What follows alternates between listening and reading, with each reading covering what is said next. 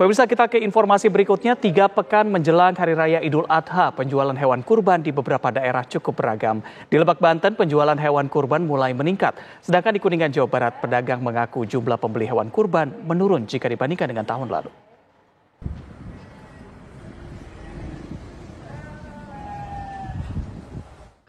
Penjualan hewan kurban di Kampung Ciberem, Kecamatan Kalanganyar, Lebak, Banten dalam beberapa hari terakhir mengalami peningkatan hingga 50%. Peningkatan penjualan ini terjadi seiring dengan semakin dekatnya Hari Raya Idul Adha. Untuk harga hewan kurban seperti kerbau dan sapi, pedagang mematok harga pada kisaran 15 juta hingga 35 juta rupiah. Sedangkan 1 ekor domba dihargai 2,5 juta hingga 5 juta rupiah tergantung ukuran hewan tersebut. Hewan-hewan kurban ini didatangkan dari sejumlah peternak lokal dan juga luar daerah seperti NTT, Jawa Barat, Jawa Tengah, dan Jawa Timur.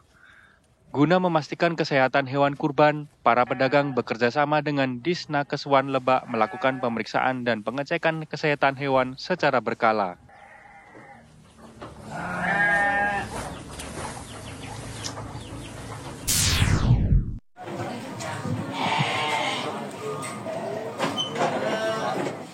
Hingga 3 pekan jelang Hari Raya Idul Adha, penjualan hewan kurban di Jalan Raya Awi Rarangan, Kabupaten Kuningan, Jawa Barat masih terlihat sepi.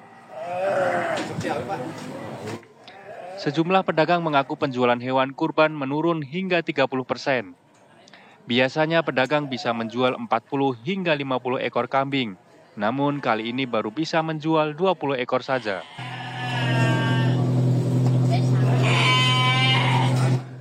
Menurunnya daya beli membuat harga kambing ukuran besar juga turun dari 4 juta menjadi hanya 3,8 juta rupiah. Sementara kambing ukuran sedang yang biasa dijual 3 juta rupiah, kini hanya dijual 2,7 juta rupiah. Para pedagang berharap mendekati Hari Raya Kurban, penjualan hewan meningkat serta harganya pun kembali menaik. Dari Lebak, Banten dan Kuningan, Jawa Barat, tim TV One mengabarkan.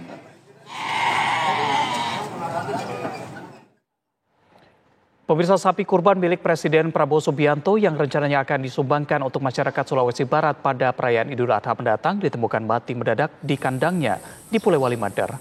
Sapi berjenis simental dengan nama Turbo berbobot lebih dari 1 ton ini sebelumnya dalam kondisi sehat. Namun pada pagi hari setelah diberi makan dan dimandikan, sapi tersebut terlihat ngos-ngosan dan tiba-tiba jatuh ambruk serta tidak dapat berdiri lagi. Beruntung sapi seharga 125 juta rupiah itu masih dalam kondisi hidup ketika disembelih sehingga dagingnya masih dapat dimanfaatkan. Dinas Kesehatan Hewan yang tiba di lokasi melakukan pemeriksaan untuk mengetahui penyebab kematiannya. Para petugas melakukan pengambilan sampel darah, swab hidung, dan cairan lambung untuk dilakukan pemeriksaan di laboratorium. Hasilnya akan diketahui beberapa hari ke depan.